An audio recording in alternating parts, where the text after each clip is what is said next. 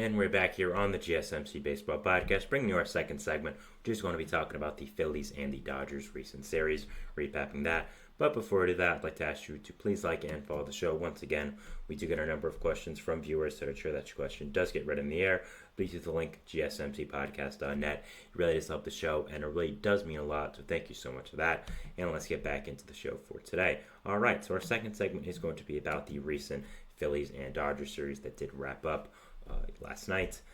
Very important series, of course, as the Dodgers and the Phillies have been the two best teams in the National League pretty much all year. So whenever these two teams play, we always get people talking about, NLCS preview, two best teams, want to see what happens. So I thought it was really exciting, and I wanted to go in here, talk about it, and give my thoughts on the series, and obviously talk about who won. So let's get into it.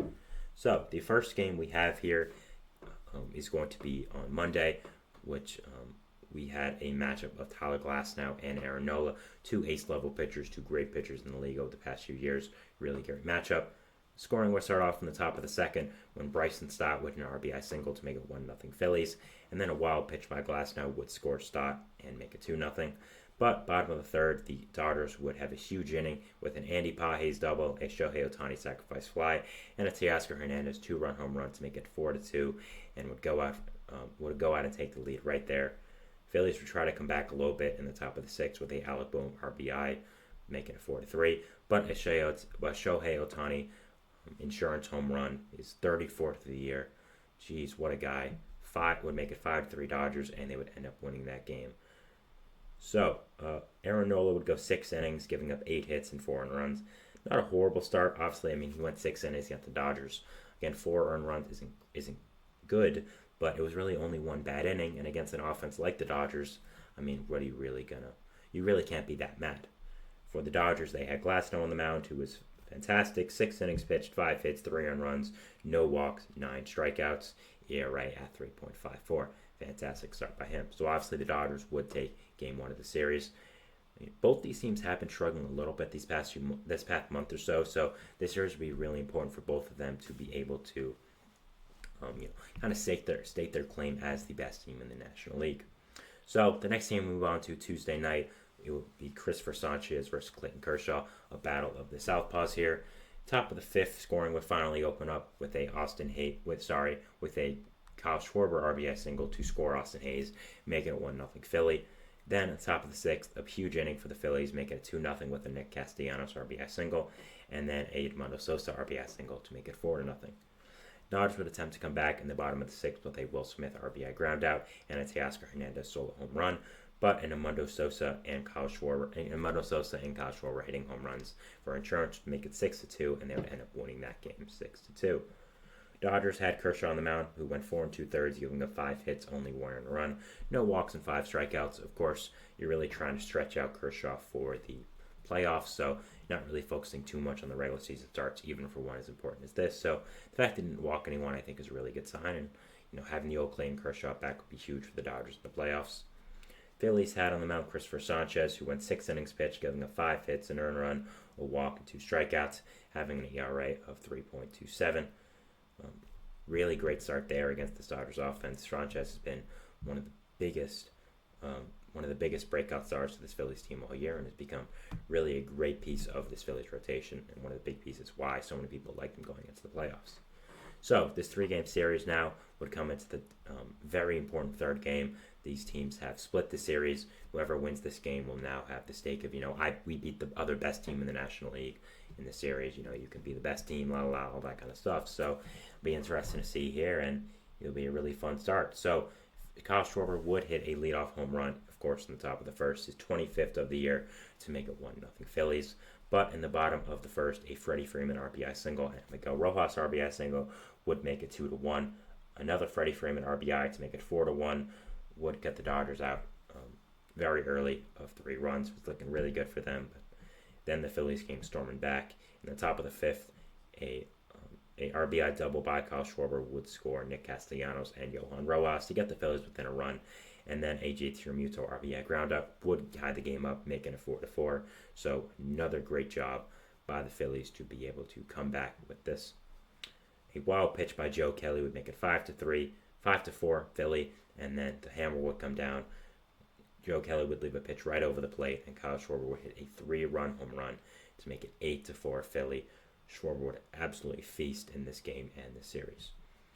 Top of the ninth, another Schwarber home run would make it 9-4 Philly, and they would end up winning this game and taking the series from the Dodgers. Really, really great series win, but we'll get to that in a moment.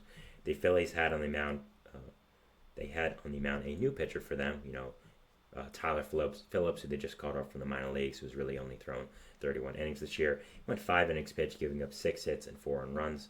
Not horrible. Especially for his, one of his first career MLB starts to then be against the Dodgers offense. Only 4 runs isn't the worst thing. Dodgers had on the mound, Gavin Stone, who went 4 2/3 innings pitched, giving up 6 hits, 3 earned runs. Bullpen would not be great after that as well, with Alex Vesia giving up 2 and Joe Kelly giving up 3, as well as Michael Grove giving up 1. So bullpen didn't really hold as they needed them to, but really the big story here is the Phillies. They have been struggling a lot this past month or so, still have been a great team. That's what the advantage is of getting out to such a great lead up front, but they have been struggling a little bit, and now winning this series against their direct rival this year, the Phillies, the Dodgers.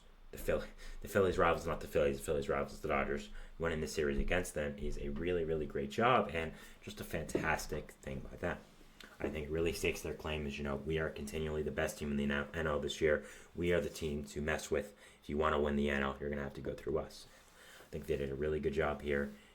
I think they right now have the better rotation by far, especially with all the injuries the Dodgers have. I think that the offenses are pretty close, but I would say currently the Phillies have the best lineup because we don't know what Mookie Betts is going to look like from getting back from injury. Obviously, the Dodgers got Freddie Freeman back right in time for the series. Of course, he was dealing with a non-injury situation with his son, of course, so I'm sure if he needed to be out for the rest of the year, people would have understood. But just baseball-wise, it was good that they did get him back for the series, and he, of course, was a big help, even if they did only win one game. So I think both these two teams are continuously the class of the NL and look to be fantastic. Now, I think it's really going to be interesting to watch down the stretch who is going to end up being the first seed in this playoffs. Both are obviously going to win their divisions. Both are obviously going to make the playoffs, of course. And I think their records are pretty similar, but it's going to be interesting again to see, who ends up as the first seed in the NL, who gets home field advantage throughout the playoffs. I think both have a lot going for them. Again, I think the Phillies have the better pitching. I think both offenses are pretty similar, but when healthy, I think the Dodgers just simply have more length. Phillies lineup at the end is kind of a little light. I don't really think people want to admit that, but Bryson Stott hasn't been having a great year. Brendan Marsh has been bad for a few months now, and Nick Castellanos has been pretty much a disaster since coming to Philly. So I think the Dodgers have a lot more length, especially with what they add at the end of the lineup at the deadline. So I like their lineup a little bit more. That top three is just insane. Imagine opening up a game where you have to face Shohei Ohtani, Mookie Betts, and Freddie Freeman back to back to back, and then you don't even get a break. You got to face Will Smith, Andy Pages, Max Muncy when he's healthy, all the other great hitters in that Dodgers lineup as well. So both these two teams are fantastic.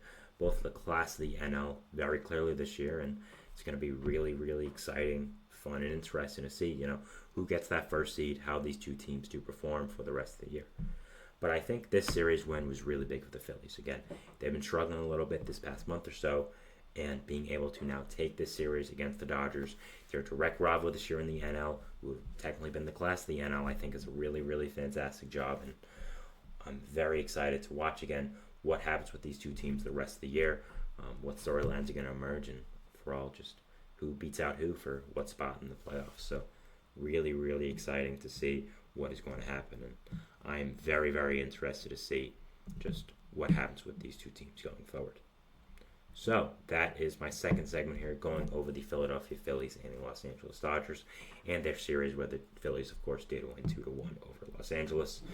We'll be going into our third segment here, which is going to be talking about the Texas Rangers and the Houston Astros series, recapping that. This is a very series-heavy episode, but there are a lot of good series that started on Monday, so I did want to go over them. And getting into this time now, there's going to be a lot of these because we know who needs to win what. So, yeah, going to be really interesting to talk about this and talk about this specifically the Astros and Rangers series going from NL power weights to AL power weights. So, yeah, going over that, and we'll see you after the break. So, thanks and bye.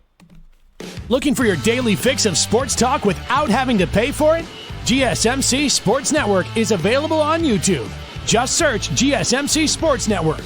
Get your fix of daily sports talk shows on YouTube.